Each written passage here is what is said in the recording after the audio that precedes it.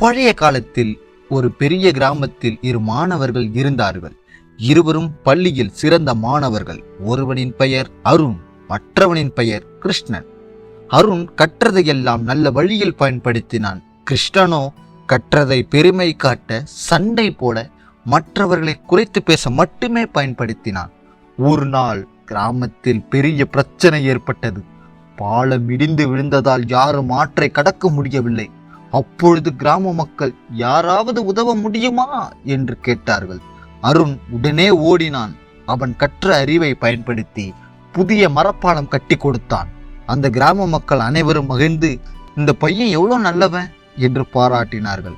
ஆனால் கிருஷ்ணன் அவன் அங்கேயே நின்று, நான் தான் அதிகம் கற்றவன், ஆனாலும் வேலை செய்ய போவதில்லை என்று பெருமை பேசினான்.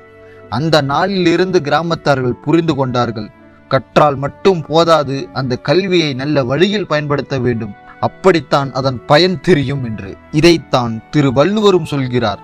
நாம் எவ்வளவு கற்றிருந்தாலும் அந்த கல்வியை நல்ல வழியில் நற்கருத்துக்களுடன் பயன்படுத்தாவிட்டால் அந்த கல்வி அர்த்தமே இல்லை.